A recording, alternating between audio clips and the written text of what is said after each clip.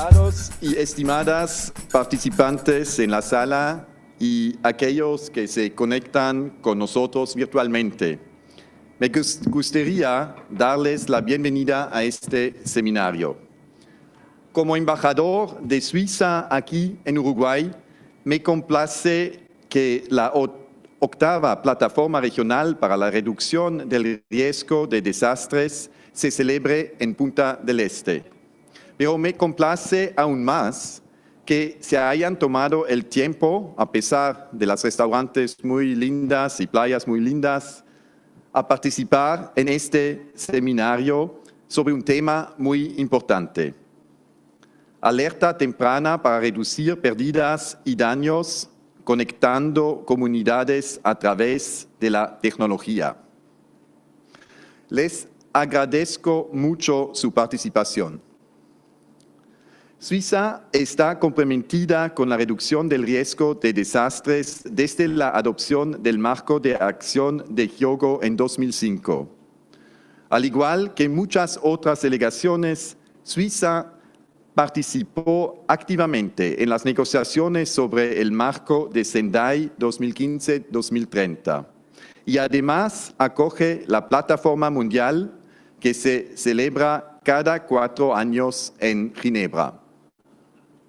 La Agencia Suiza para el Desarrollo y la Cooperación, COSUDE, ha organizado este evento en cooperación con sus oficinas en la región andina y Centroamérica para presentar 3 ejemplos concretos de cómo los sistemas de alerta temprana y la acción temprana pueden ayudar a reducir las pérdidas y los daños causados por los desastres y los efectos del cambio climático.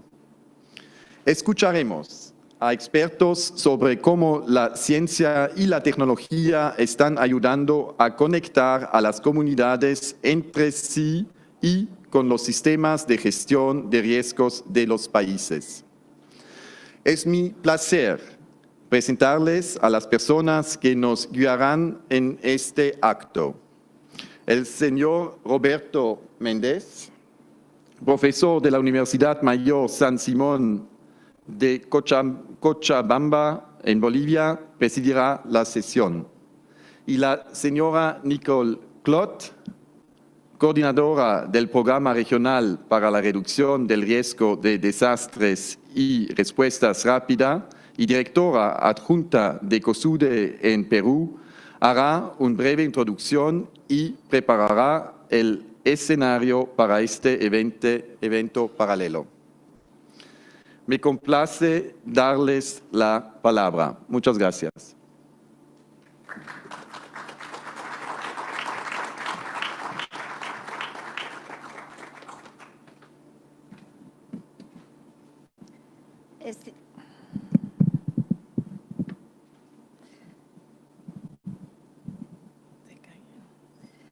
Estimados y estimados participantes en la sala y los que unen a nosotros de forma virtual, es un gran placer para mí como directora suplente de COSUDE de Perú y coordinadora regional para reducción del riesgo de desastre y respuesta rápida darles la bienvenida al evento de COSUDE sobre alerta temprana para reducir pérdidas y daños.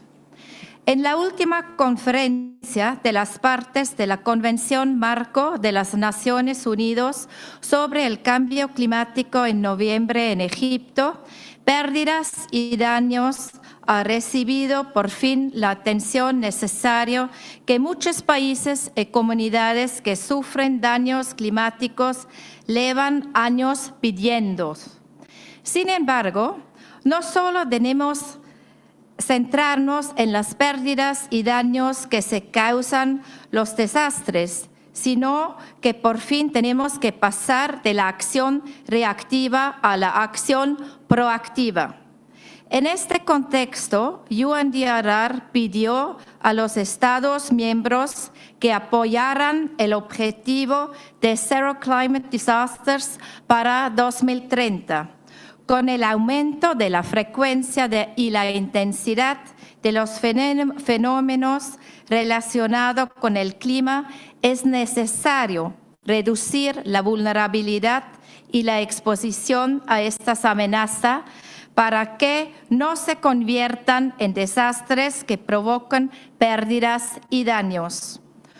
Uno de los pasos definidos para las Naciones Unidas para alcanzar este objetivo es establecer sistemas de alerta multiamenazas end-to-end y inclusivas para todos hasta 2027, ya que una combinación con la acción anticipatoria es una de las herramientas más eficaces para reducir la mortalidad y las pérdidas económicas por desastres.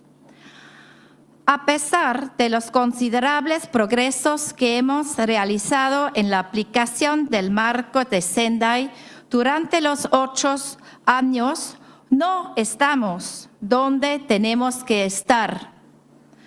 Por ejemplo, no hemos alcanzado el objetivo de reducir el número de personas afectadas en desastres.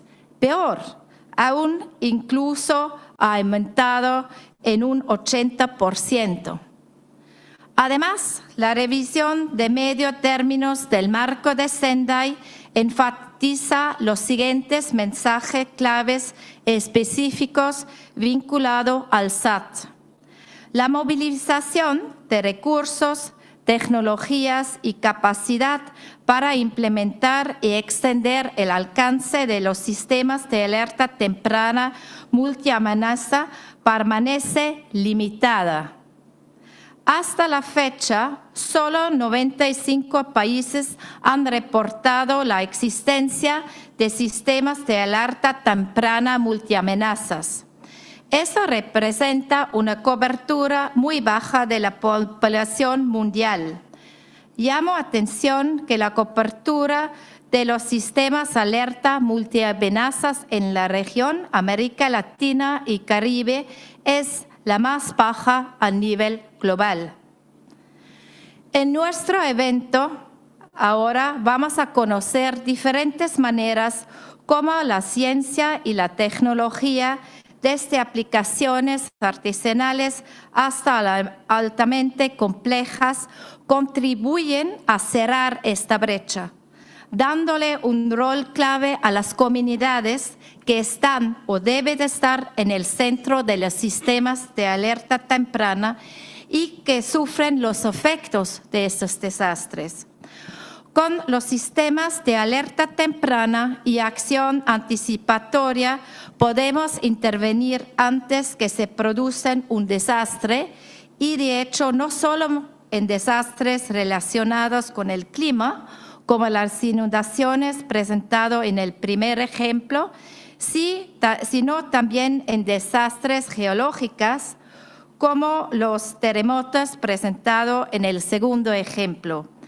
Terminamos con una experiencia que demuestra la vinculación de acción anticipatoria con el SAT para amenazas hidrometeorológicas y geológicas.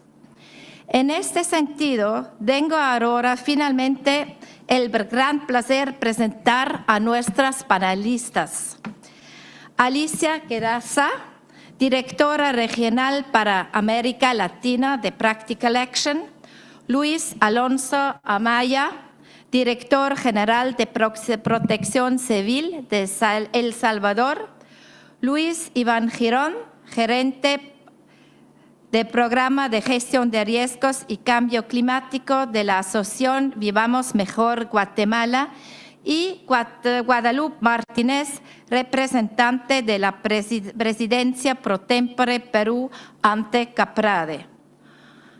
Los que no están presentes en este panel y muy poco en esta plataforma regional son las personas afectadas día a día de los desastres.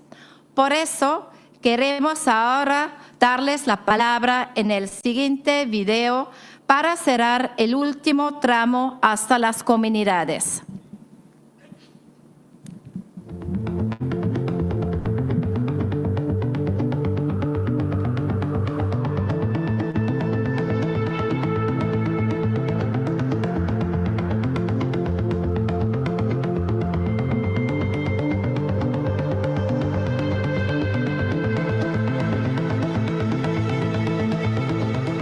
Los altos niveles de riesgo en las Américas y el Caribe demandan diversas estrategias de preparación y respuesta que involucran a actores de todos los niveles.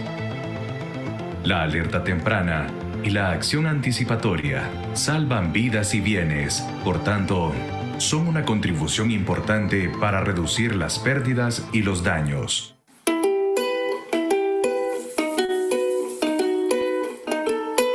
Informamos si ha habido lluvias, la intensidad de la lluvia, el nivel que acumuló el pluviómetro y también ahora estamos agregando el clima, ¿no? Si el cielo está despejado, sirvió para estar alertas, para poder comunicarnos entre nosotros.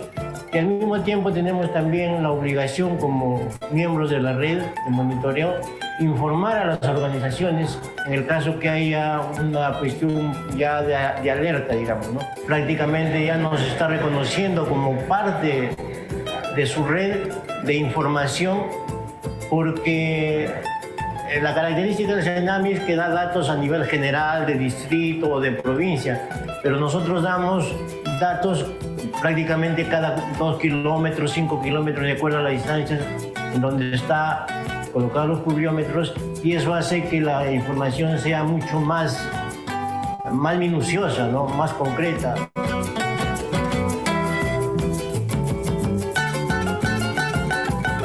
Hemos podido establecer controles de calidad muy estrictos de los datos que se generan en el campo y llegan a los centros de registro.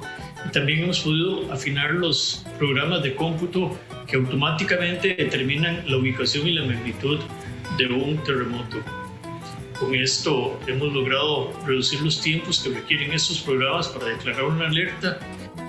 Son muchos los desafíos que hay que enfrentar. El principal, a mi juicio, es el de crear en la población la suficiente confianza en el sistema como para que no permita la duda al momento de recibir una alerta.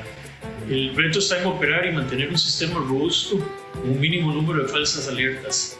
Y eso requiere de una alta inversión, tanto en instrumentación de gran calidad y durabilidad, como en una capacitación constante del personal encargado de las redes sismológicas.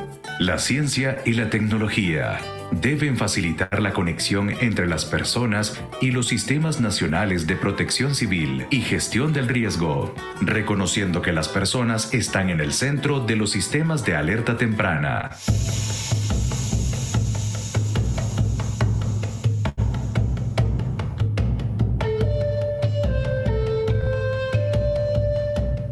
Estamos trabajando respecto a lo que es la evacuación del volcán. Tuvimos una experiencia inolvidable respecto a desastres. Había un grupo de personas trabajando casi a las faldas del volcán. El volcán estaba tirando mucha ceniza. Entonces ellos, a través de una llamada telefónica, se comunicaron con el administrador. Entonces nos comunicamos así y fue de esa forma que ya pusimos en práctica el plan de evacuación y nos dirigimos al lado de arriba. De hecho, acá está un rótulo de señalización que dice ruta de evacuación. Nosotros contamos con un plan de evacuación por desastres del volcán, pero lo pusimos en práctica realmente ese día. Los sistemas de alerta temprana contribuyen a articular los lazos de colaboración entre las comunidades de prácticas, de reducción del riesgo de desastres y cambio climático, uniendo capacidades y fondos en ciencia y tecnología al servicio de las comunidades en riesgo. Sirve para que la gente tome conciencia y empiece a ser ellos mismos los actores de las soluciones a sus problemas, en este caso todo lo que es prevención de desastres.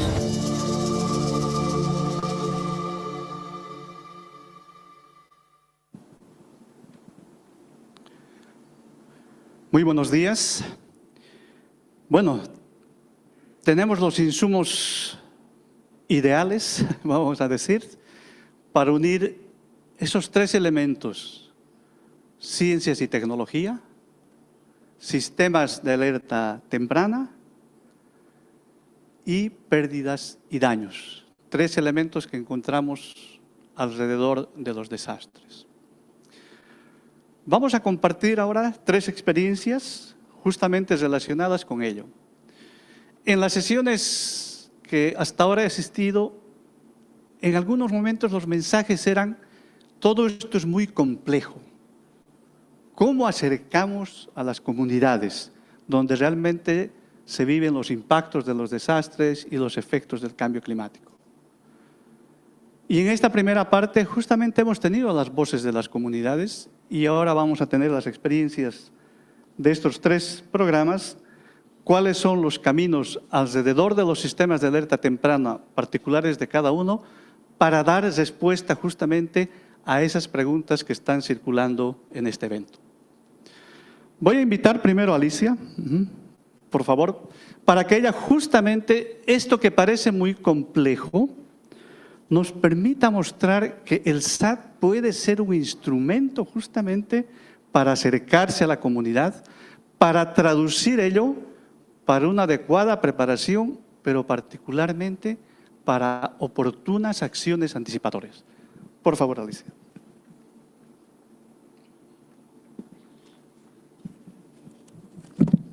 Un gusto estar aquí con ustedes.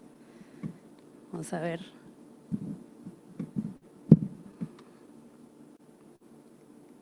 Ciencia, tecnología. Ahí está. Bueno, en Perú, en mayo y octubre del año pasado, la laguna glaciar Upiscocha, a los pies del Nevado Usangate, se rebalsó 2 veces, afectando a la comunidad de Ocongate y ocasionando pérdidas y daños económicos y no económicos.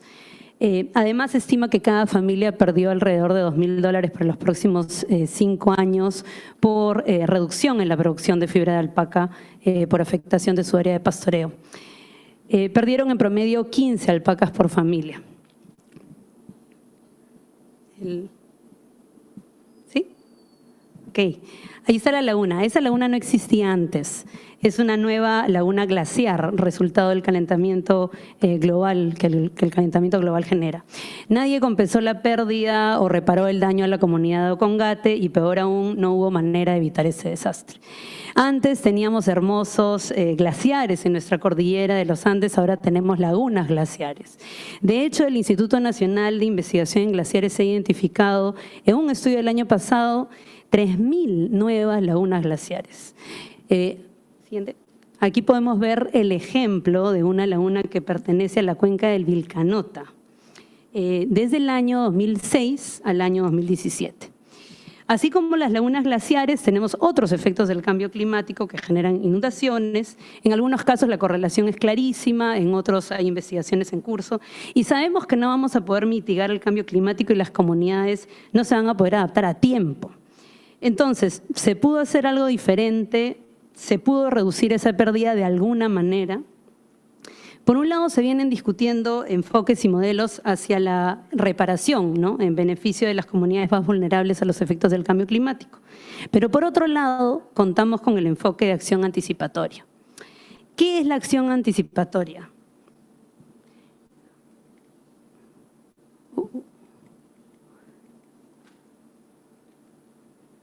No.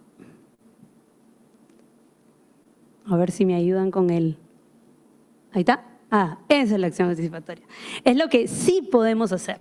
Es lo que sí podemos hacer en cuanto a inversiones, organización, durante la ventana de tiempo que existe entre que se emite una alerta y antes de que se produzca, que se sienta el impacto de la crisis, sea luz, deslizamiento, inundación. Un buen ejemplo de acción anticipatoria, por ejemplo, es la compra y distribución de kits de purificación de agua antes de que las inundaciones y consecuente escasez de agua potable suceda. En ese sentido, la acción anticipatoria nos permite una optimización de la acción humanitaria que va a ser necesaria sí o sí por daños y pérdidas inevitables resultados del cambio climático. La acción anticipatoria en ese sentido permite salvar vidas y bienes y permite a las comunidades recuperarse más rápidamente. Por esa razón, con el apoyo técnico, no sé por qué se va para atrás. ¿Ahí? Ya. Por esa razón, con el apoyo técnico y financiero de la Agencia Suiza para el Desarrollo y la Cooperación y de la Fundación Zeta Zurich, venimos implementando el programa de acción anticipatoria en los Andes, donde el Centro del Clima de la Cruz Roja y Practical Action hemos comenzado a promover este enfoque de acción anticipatoria para reducir los daños y pérdidas en Perú, Bolivia y Ecuador. Por el momento enfocado en inundaciones, pero con una proyección multirriesgo. Pero para que la acción anticipatoria sea óptima, requiere de la participación activa de la ciudadanía. Y ya sabemos que las comunidades se involucran cuando confían plenamente en el proceso, pues su costo de oportunidad de participación es muy alto. Entonces, ¿cómo logramos ese compromiso y confianza de las comunidades hacia las alertas? A ver, con esto, que seguro lo vieron también en el video, que es Ciencia Ciudadana. Este es un pluviómetro artesanal que alrededor de 60 brigadistas han utilizado en la cuenca del Rímac en Perú y que también vamos a usar en la cuenca del Vilcanota en Cusco y en el río Beni en Bolivia. Ellas y ellos han medido, a ver si me sale, se va para atrás.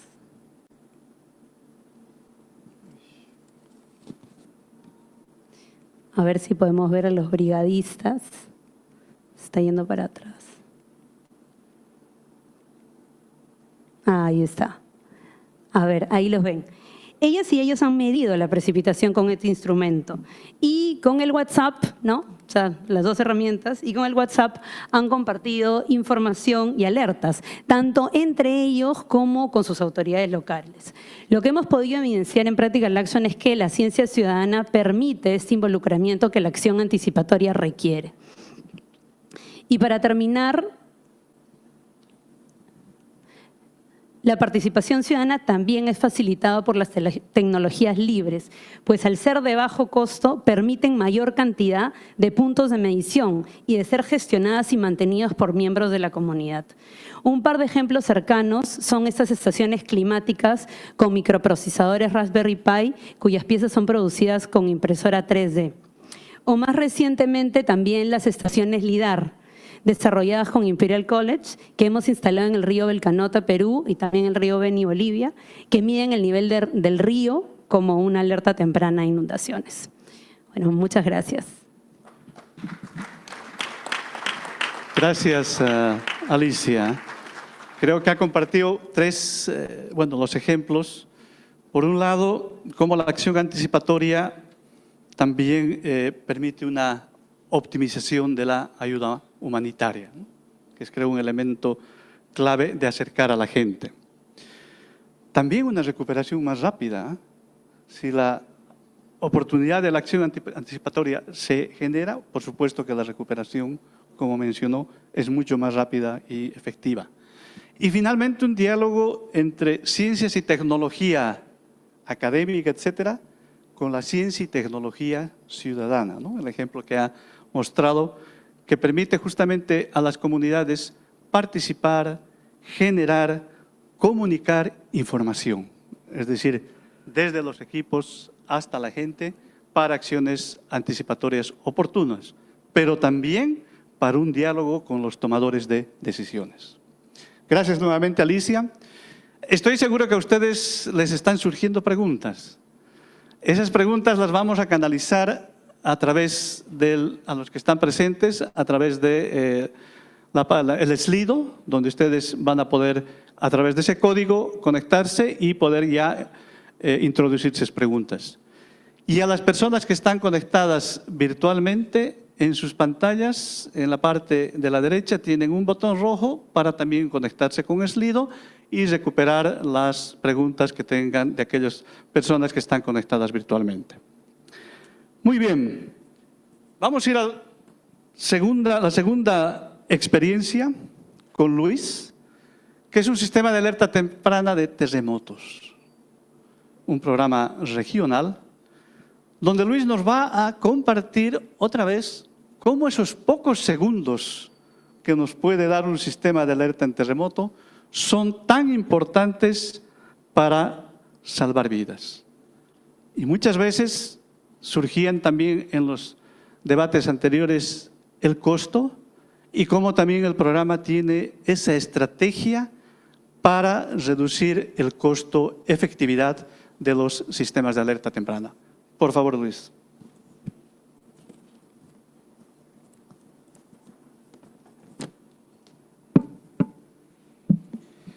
Damas y caballeros, tengan muy buenos días. Bueno, ya casi buenas tardes. Gracias, Roberto, por estar guiando este panel muy importante. Antes de referirme a los sistemas de alerta temprana que tienen que ver con eventos geológicos, quisiera retomar una experiencia que me gustaría compartirles de un evento que tuvimos en El Salvador el 8 de noviembre de 2009. Cuando ocurrió en ese país, tuvimos una vaguada por la tormenta tropical Ida y tuvimos una vaguada que en básicamente 3 horas nos dejó un promedio de 450 milímetros de lluvia. Para El Salvador, que su promedio anual de lluvias oscila entre 1.600, 1.800 milímetros, tener 400 en 3, 4 horas, 5 horas, es una situación extremadamente grave, crítica. Tuvimos muchos daños, muchas pérdidas. Indudablemente también esas pérdidas incluyeron pérdidas humanas, pero hay un caso al que me gustaría comentarles, un municipio llamado San Pedro Mazahuat, en el que los daños fueron exactamente los mismos que en todos los otros municipios, excepto vidas humanas. ¿Qué hizo la diferencia? ¿Qué hizo la diferencia entre un municipio y otro? Explícitamente un sistema de alerta temprana que les permitió alertar tempranamente, evacuar tempranamente, albergarse tempranamente y, ¿por qué no decirlo?, disponer incluso de alguna asistencia humanitaria. ¿Qué significa esto? Que los sistemas de alerta temprana tienen un objetivo muy importante y específicamente es salvar vidas. Indudablemente que la amenaza sísmica, siendo uno de los fenómenos geológicos más complejos, tienden a generar, digamos, mucha dificultad en cuanto a su previsión.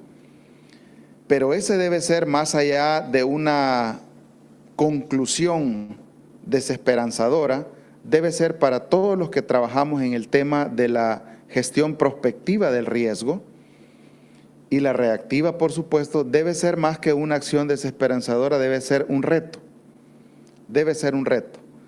Nuestra apuesta debe estar enfocada en que cada día tengamos sistemas más robustos de alerta temprana que vayan de la mano con lo que, por ejemplo, presentaba el profesor de Lopsicori en Costa Rica.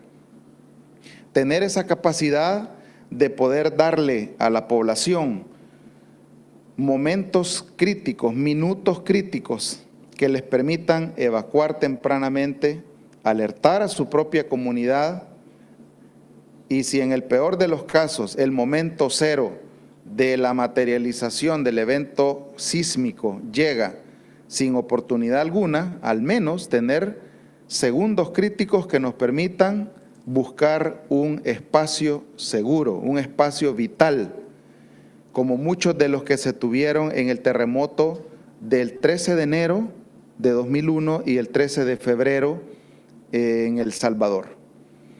Para ese año recuerdo que la moda era tener algunos aparatos que a partir de la oscilación que genera la ocurrencia de un sismo empiezan a producir un sonido muy pero muy agudo. Curiosamente habían llegado un año antes, en el año 2000, y eran muy caros, según recuerdo. No todos podían accesar a un aparatito de esos, que únicamente lo que utilizan es una batería de estas AA.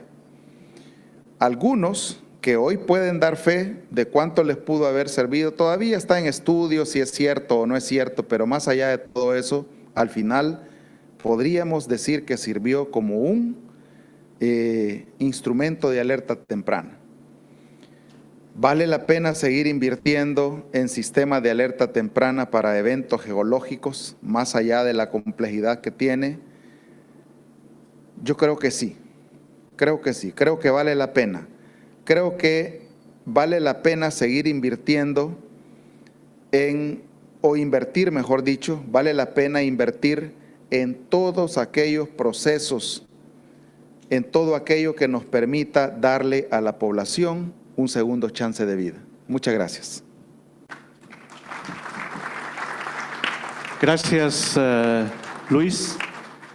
Bueno, ha mostrado un ejemplo de que en esos pocos segundos, como dice, la gente tenga la capacidad de reacción, pero particularmente el justificar estas inversiones que permita salvar vidas. Ese creo que es el objetivo y, por supuesto, complementario a ello, todo lo que tiene que ver con la capacitación y que se traduzca justamente en una respuesta y reacción por parte de la comunidad. Suena complejo los sistemas de terremotos, pero mientras cumple ese objetivo de salvar vidas, toda inversión es justificada. Gracias, Luis, nuevamente. Bueno, pasamos a otro sistema, otra experiencia de sistemas de alerta temprana con el otro Luis que está presente, que es el caso de sistemas de alerta temprana en volcanes. Y aquí es interesante, Luis va a compartir con nosotros la ciencia y tecnología como una herramienta muy poderosa para transformar y para transferir conocimientos a la gente. Adelante, por favor, Luis.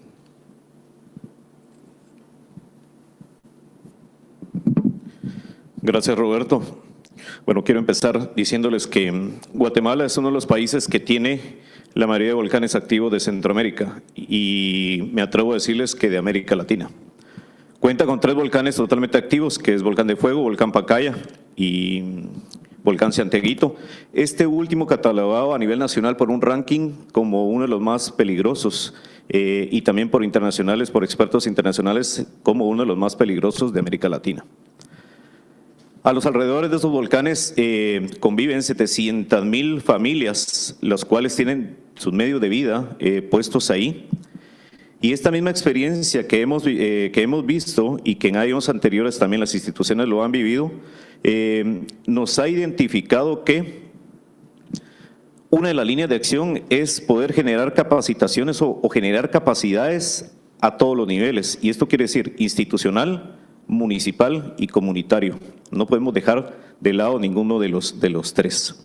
Pero siempre basado en los 4 pilares de los sistemas de alerta temprana. Y esa es la base que tenemos. Es un poco el círculo morado que ven ustedes ahí, en el cual es conocer a qué nos estamos enfrentando. Segundo, monitorear de lo que ya estamos viendo a qué nos vamos a enfrentar. Tercero, difundir o comunicar patrones de cambio de lo que estamos monitoreando y vigilando. Y por último, tener una respuesta efectiva en todos los niveles, no solo a nivel comunitario, sino una respuesta efectiva de cómo emitir una alerta y una comunicación. Algunos dirán, bueno, son los volcanes más peligrosos. Santiaguito es un volcán muy joven, tiene 100 años y como joven tiene toda una energía para seguir dando lata, como decimos en Guatemala. Y hay que conocer muy bien este tipo de volcanes. Cuando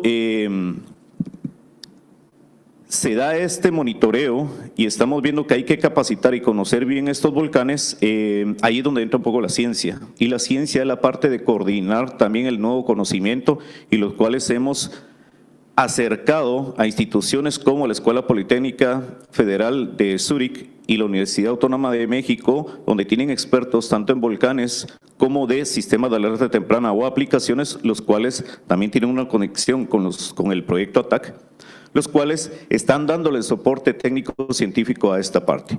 Sin embargo, mucha de esa información, los científicos necesitan elaborar información y los cuales hemos elaborado, como ven ustedes, estaciones multiparamétricas, modelos de elevación digital por medio de drones. Ya los técnicos, y no es tanto la institución nuestra, sino que los técnicos de INCIBU Medio con Red ya tienen esas capacidades de poder generar información para futuro.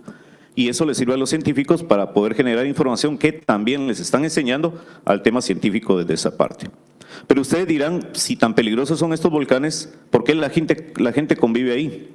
Y no es más porque las tierras, los suelos que hay en las faldas de los volcanes son las tierras más ricas que hay, producto de los nutrientes y minerales que generan estas erupciones volcánicas. Ahora, para concluir, quiero decirles que el tema multiamenaza, se ha detectado que hay diferentes amenazas producto de eventos volcánicos. Sin embargo, cuando interactuamos, como bien lo decía Luis, cuando interactuamos con un patrón de lluvia que ha cambiado y tenemos depósitos volcánicos en las faldas, generamos lahares y ahora lahares mucho más fuertes. Esto hace que tengamos estaciones multiparamétricas como estaciones climáticas, estaciones sísmicas, infrasonido, toda una red que una satisfacción que da es que ha sido diseñada propiamente por el personal de INSIBUME, pero también con un acompañamiento en la instalación por personal de protección civil, pero también de las comunidades y de las fincas que están asentadas ahí. Entonces, el patrón de comunicación tratamos de que haya una fluidez de comunicación entre la parte institucional hacia la parte de protección civil, de la protección civil hacia la parte municipal y de la parte municipal a la parte comunitaria, y que hablemos el mismo idioma. Si ese patrón no se da, hablamos de un teléfono descompuesto y entonces el mensaje no llega.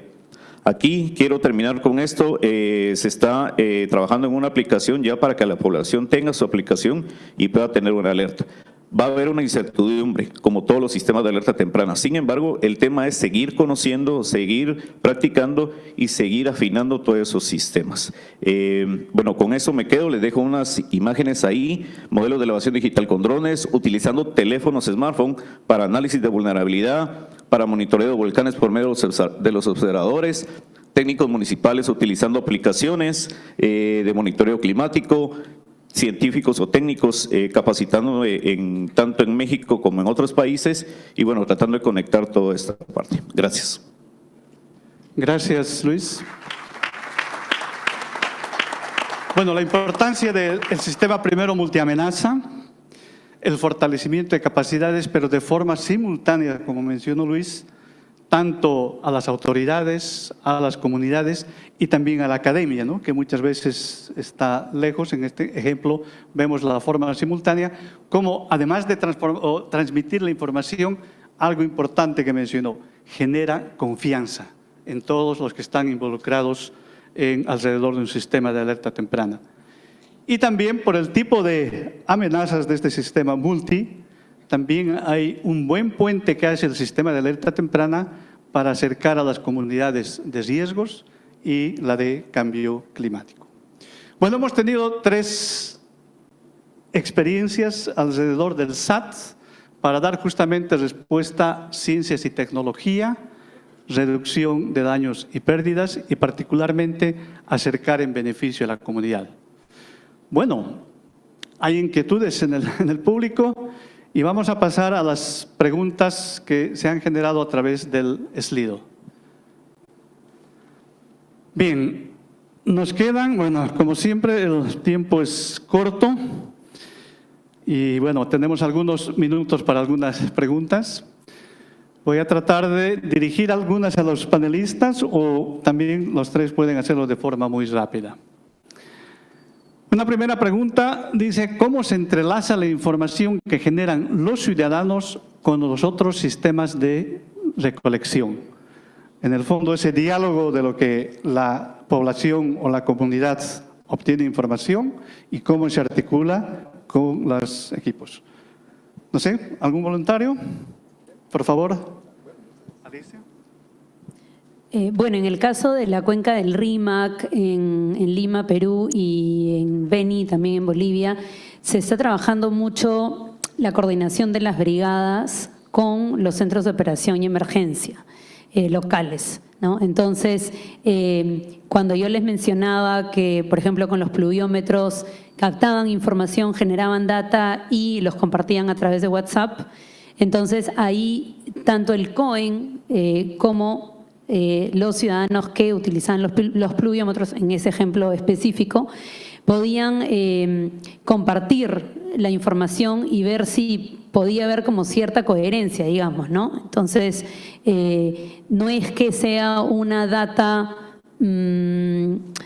que se pueda sumar o correlacionar, o sea, no está homogenizada, porque tienen naturalezas distintas, pero sí permite tanto a las brigadas como a las autoridades locales poder tomar acción y poder generar alertas. Gracias, Alicia. En el caso de El Salvador, quisiera comentarles que muy atinadamente la Dirección de Observatorio de Amenazas del Ministerio de Medio Ambiente y Recursos Naturales ha creado una red denominada Red de Observadores Locales. ¿Qué son los observadores locales? ¿Y cómo se genera? Digo concretamente para responder esta pregunta, que de paso me parece muy atinada. Generar ese diálogo creo yo que es muy importante, y en este caso la Red de Observadores Locales básicamente es un pool de recursos humanos que han sido formados en alguna medida por esta institución, pero que también entran en contacto con instancias de protección civil, tanto de nivel comunal como de nivel municipal. Tener una red de observadores locales no solamente nos permite, por ejemplo, evaluar qué tan asertivos están siendo los modelos matemáticos que dicen que un río podría tener un aumento en el caudal a partir de cierta cantidad de milímetros de lluvia en la cuenca alta. Es el observador local el que nos dice si toda esa lluvia que en algún momento estimamos que iba a generar un aumento en el caudal del río, realmente está sucediendo o no en la cuenca baja del río. Y a partir de ahí son las personas que viven en las riberas del río los que nos permiten evaluar qué tan asertivos estamos siendo, qué tanto los pronósticos realmente están funcionando. Y por supuesto, a partir de ese diálogo determinar qué acciones concretas deberíamos hacer, como por ejemplo, establecer escenarios de riesgo que nos permitan determinar cuántas familias, por ejemplo, tendrán que ser evacuadas en algún determinado momento, cuántos albergues vamos a necesitar y por supuesto cuánta asistencia humanitaria en algún momento podríamos necesitar para suplir las necesidades inmediatas de estas personas. Sí, no, yo solo quiero poner un ejemplo en esa parte comunitaria que hay que tener muy buena observación de lo que pasa a nivel comunitario. En el tema climático es bien interesante porque, igual como dice Luis, tenemos ahí un proyecto de observadores climáticos comunitarios con sus pluviómetros y tomando datos, y regularmente esos datos nos los pasan a nosotros y los transformamos en gráficas, estadísticas y todo eso. Pero eso de un momento los técnicos científicos lo conocemos y sabemos, digamos, esos cambios de patrones y variabilidad que hay. Sin embargo, en la comunidad, ¿qué les queda? Si ponemos una gráfica, para nosotros es fácil, pero para mucha gente la gráfica no es tan visible, digamos, o tan entendible. Sin embargo, es bien interesante. Yo no sé si en sus países les pasa, pero regularmente en Guatemala, en cada comunidad hay un puesto de salud y hay una tabla de peso-talla. Los que tienen niños entenderán lo que es el peso-talla. Entonces, si está arriba de esa gráfica, pues está aumento de peso. Si está menos de la gráfica, está con una desnutrición, digamos, o hay un patrón ahí. Sin embargo, al preguntar a la comunidad, solo las mujeres entendían esa gráfica, los hombres no, porque los hombres no llevan a los niños a los puestos de salud. Entonces era más fácil hacerles entender explicar, que cuando la lluvia se sale de un récord histórico que ha tenido en los últimos 30 años, que estamos hablando de cambio climático, entonces ahí está pasando algo. Ahí está pasando algo y entonces puedan lograr saber que ese puntito de esa lluvia cayó fuera de lo que podría tener. Entonces es interesante observar lo que está pasando en las comunidades, qué se tiene para poder explicar, y ese es el tema de la comunicación. El tema de la comunicación de cómo, y nos cuesta como técnicos, poder transformar los datos que tenemos en poder explicarlo a nivel comunitario qué cambios han pasado. Pasa lo mismo con el tema de volcanes. O sea, la gente convive con los volcanes. Todos los días hacen explosiones los volcanes. Y uno le dice, ¿pasó algo diferente? No. Todos los días hace erupción el volcán. Entonces no hay una entre si vieron 2, 3 explosiones. Entonces, obviamente los técnicos tienen mayor información. Gracias. Bueno, voy a ligar dos preguntas que justamente tienen relación con lo que acaban de compartir los colegas. La primera dice, ¿cómo son elegidos esos miembros en la comunidad que van a ser responsables de levantar información? ¿Qué tipo de capacitación reciben?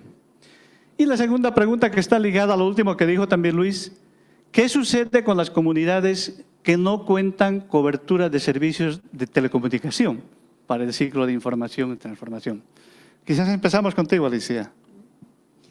Sí, bueno, digamos que en diferentes comunidades el tejido social varía, ¿no? Entonces, depende mucho de qué tanta organización ya existe, de si, por ejemplo, ya tenemos líderes comunitarios que ven el tema de riesgos, y ahí, digamos, dependiendo de qué tan organizados ya están, se puede tener un proceso, digamos, más rápido de identificación de líderes comunitarios, de brigadistas.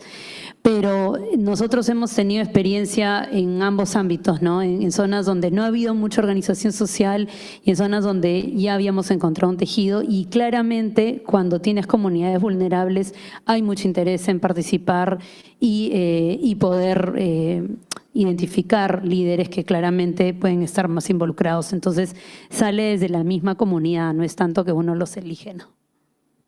Gracias, Alicia. Quizás para la segunda parte, a Luis. ¿Qué pasa cuando no hay servicios de telecomunicación? ¿Cómo hacen que los sistemas a nivel comunitario, el segundo Luis, se mantenga la misma efectividad y llegada de la información para que se genere la reacción? Sí, es un tema bastante complejo. Sin embargo, hace poco lo estábamos discutiendo con personal de INSIUM y de Conred. Sí hay sectores que no hay acceso a telefonía, digamos, la cobertura. Sin embargo, ya casi podría asegurar el 98% del territorio tiene cobertura, digamos, en teléfono. Ahora, el siguiente paso que estamos viendo es que se pueda hacer una alianza con las telefonías que sí lo pueden hacer, que es de poder conectar o dar datos en cierto tiempo a ciertas áreas, digamos, cercanos a los volcanes o las zonas más expuestas, para poder tener en alguna forma datos, aunque sea de datos de mensaje de texto, y puedan contar con ello. Es un poco complejo, pero creemos que la ventaja es poder, no sé si la palabra es vender, pero sí centrar en que obviamente, miren, cuando pasan los desastres, estas telefonías se vuelcan, digamos, al tema de la ayuda humanitaria y se gastan. Volcán de Fuego generó 219 millones de dólares en pérdidas. Regularmente ese margen es lo que se hace, pero a la telefonía, al poder dar acceso a datos, hacen temas de prevención. Entonces hay menos, digamos, inversión en tema de atención a desastres que hacerlo con algo como esto en la parte de las telefonías. El tema de la responsabilidad social empresarial, que por ahí hay que entrar desde esa parte. 30 segundos. No, sí, muy rapidito. Una de las cosas que hemos visto con la pandemia es que ya servicio básico, agua, electricidad, internet, ¿no? Entonces, para todas las actividades económicas de los distintos pueblos, ¿no? Entonces, definitivamente se tiene que impulsar mucho el acceso a internet, pero también, digamos, en las zonas que todavía no hay cobertura, sí existe un sistema de portavoces, de altavoces, ¿no? Entonces, también se usa como una segunda opción. Gracias. Bueno, vamos a terminar. Lo siento, hay algunas preguntas aún, pero con el primer Luis. Dice, ¿a qué nivel se está dando en sus países, cuando hablamos de la región, la coordinación de los diferentes sistemas de alerta? ¿Y cuáles son los principales desafíos al respecto? Cómo no, con mucho gusto. Me gustaría partir de que los sistemas de alerta temprana, independientemente sean para eventos geológicos o eventos hidrometeorológicos, hay que denotar que todos tienen 4 componentes que son vitales. Número 1, la generación de información científica que nos permite dar paso al siguiente componente, que es el alertamiento, no el aviso. El procedimiento que debería permitirnos avisar o alertar a la población la inminencia de la ocurrencia de un evento o la materialización de una amenaza. El tercer componente, un sistema que nos permita, a través de colores, a través de, qué sé yo, cualquier otro instrumento, permitirle a la población que denote el riesgo al que están expuestos y que en determinado momento está aumentando. Y por supuesto, darles a ellos o facilitarles o construir con ellos una serie de pasos que todos, absolutamente todos en la comunidad deberían conocer y seguir en caso de que se dé el aviso. En eso se incluye, por ejemplo, la alarma también, ¿verdad? Que es otra cosa muy diferente. Alicia mencionaba, por ejemplo, el sistema de altavoces. Bueno, qué buen sistema de alarma. ¿Qué pasa con las comunidades donde no tenemos energía eléctrica y el sistema de altavoces no puede funcionar? Hay que pensar en otro, pero igual hay que incluirlo. ¿A qué nivel se está dando? Bueno, quisiera remitirme particularmente al caso de El Salvador, y creería que en algunos países de la región centroamericana básicamente la realidad es la misma. Indudablemente que el sistema de alerta temprana parte por tener instituciones científicas que tengan instrumentos muy robustos para generar la información. En el caso de El Salvador, la Dirección de Observatorio de Amenazas, en el caso de Guatemala, ICIBUME, INETER y así otros, el OPSICORI y otros en los otros países. Entonces, ¿qué otra institución tiene que ver con esto? Definitivamente las instancias de protección civil, emergencias o defensa civil o cualquiera que sea la denominación. ¿Por qué? Porque en la mayoría de los países somos los que tenemos presencia a nivel territorial y somos los que estamos obligados, haciéndonos llamar los entes rectores de la defensa civil, protección civil o la emergencia, a formar, a procurar que se construyan los diferentes o se hagan los diferentes planes de orden regional, municipal, departamental y comunal. Indudablemente que aquí hay un elemento muy, pero muy importante y en opinión muy personal, el más importante de toda esta cadenita y es la comunidad. En la medida que los involucremos, que generemos capacidades, que desarrollen el sentido de pertenencia hacia los sistemas de alerta temprana, indudablemente que vamos a procurar su efectividad. Bien, gracias. Estamos con el tiempo justo. Gracias a los tres panelistas. Y ahora voy a pedir a Guadalupe de Caprade que nos pueda hacer un redondeo de lo que hemos escuchado. Y también Guadalupe va a compartir con nosotros un panorama general de la región andina en relación a los sistemas de alerta temprana. Adelante, por favor. Muchísimas gracias. Muchísimas gracias a la presencia el día de hoy aquí. Los países miembros de la Comunidad Andina han ratificado su compromiso por reducir la vulnerabilidad de la población y sus medios de vida ante la ocurrencia de eventos de desastre. En ese sentido, la Estrategia Andina para la Gestión del Riesgo de Desastres y su plan de implementación al 2030 responden a este propósito común regional a través del fortalecimiento del conocimiento compartido. En este marco se elaboró la compilación de experiencias sobre la implementación de sistemas de alerta temprana de los países miembros de la Comunidad Andina y que da cuenta de importantes avances por cada uno de los 4 países. Esta compilación muestra que los SAT son parte de la política pública en materia de gestión del riesgo de desastres en los países andinos y que en la implementación de los SAT se conjuga ciencia y tecnología con conocimientos locales y mecanismos de fácil acceso, tal como también hemos podido apreciar y observar el día de hoy en las experiencias presentadas por nuestros colegas de El Salvador y Guatemala, pero también por las experiencias en las cuales se conjuga con mecanismos más asequibles, pero no por ello menos efectivos que muestran las experiencias locales en el espacio andino. Bolivia cuenta con un sistema integrado de información y alerta para la gestión del riesgo de desastres que desarrolla mapas de riesgos de los 4 eventos más recurrentes en Bolivia, que son las inundaciones, sequías, granizadas y heladas, y los ha trabajado para 335 municipios. Además, ha implementado un sistema de alerta temprana trinacional para trabajar estrategias de adaptación a la variabilidad climática. Colombia ha fortalecido las redes de monitoreo y los sistemas de alerta temprana en los 3 niveles de gobierno, con una significativa reducción de las cifras de mortalidad por desastres, que han pasado de 5,9 a 4,6 por cada 100.000 habitantes. Cuenta además con una amplia red de monitoreo de fenómenos hidrometeorológicos, con más de 2.100 estaciones y 8 radares que proporcionan información para todo. También cuenta con el Sistema Nacional de Detección y Alerta por Tsunami, un sistema de alerta por ciclones tropicales, así como 3 observatorios sismológicos y vulcanológicos. En Ecuador queremos destacar los SAT para amenazas volcánicas en 2 volcanes concretamente, el Cotopaxi y el Tungurahua, en la región interandina central, así como los SAT para tsunamis en todo el perfil costero y Galápagos, o 46 SAT ante amenazas hidrometeorológicas o 46 SAT también comunitarios.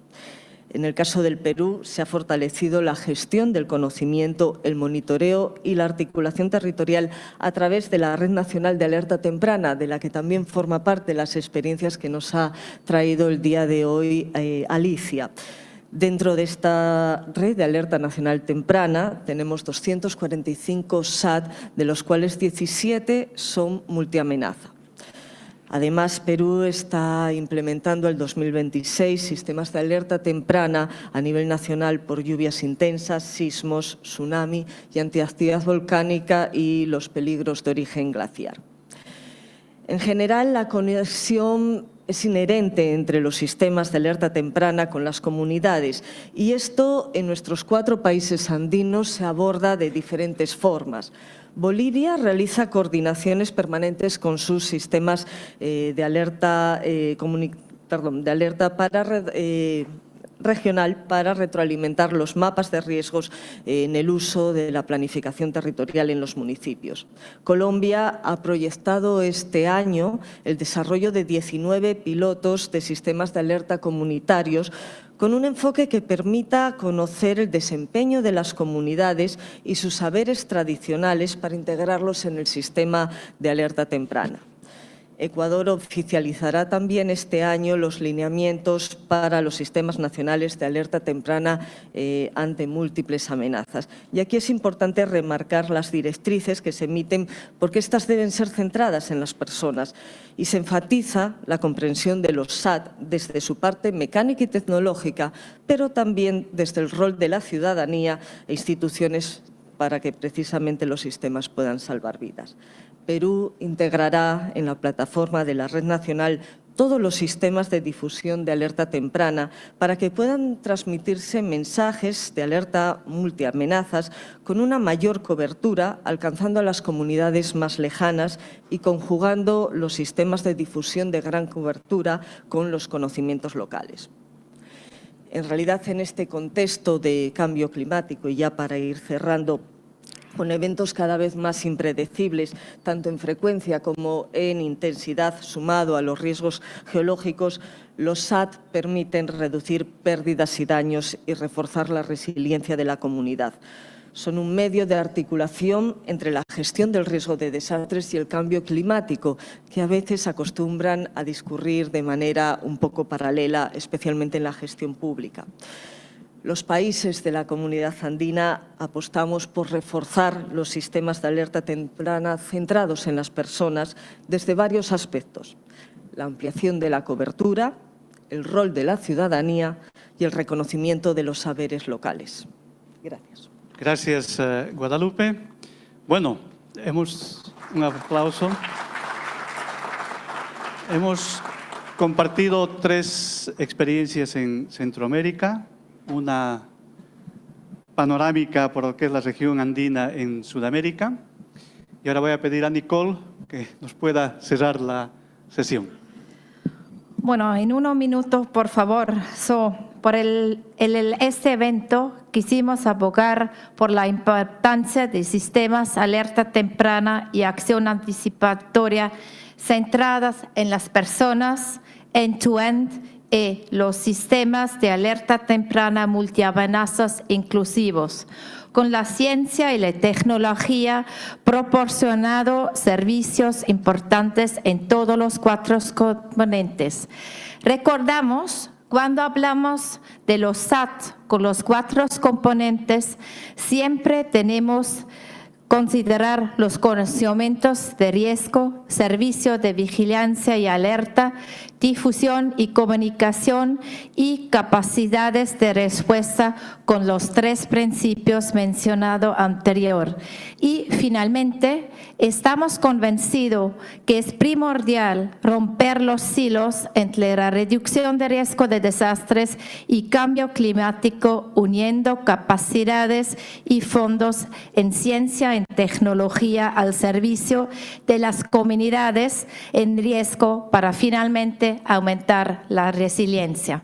Y con esa palabra quiero terminar nuestro evento e invitarles a un aperitivo en el Salón Monte Carlos, justo enfrente, donde podemos continuar la discusión. Gracias.